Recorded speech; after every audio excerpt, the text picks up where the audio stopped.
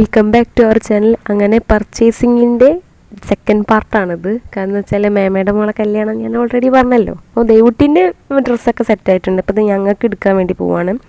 As usual ഞങ്ങൾ സാധാരണ ട്രെൻഡ്സിൽ തന്നെയാണ്. ഇപ്പോൾ ട്രെൻഡ്സിൽ തന്നെ കയറിയിട്ടുണ്ട്. അപ്പോൾ ഞങ്ങൾ ഇങ്ങനെ കാറൊക്കെ പാർക്ക് ചെയ്തിട്ട് ഇങ്ങനെ ഇറങ്ങി.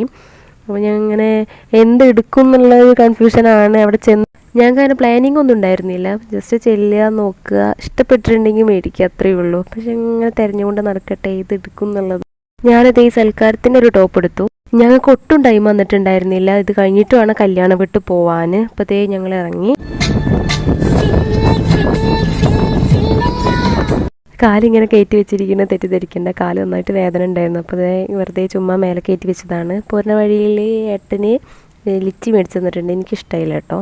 കല്യാണ വീട്ടിലെത്തിയ വീഡിയോസൊന്നും എനിക്ക് എടുക്കാൻ പറ്റിയില്ല. കാരണം ഞങ്ങൾ ഭയങ്കര സംസാരമൊക്കെ ആയിരുന്നു. സംസാരവും കളിയൊക്കെ ആയിരുന്നു. അപ്പോൾ അത്ര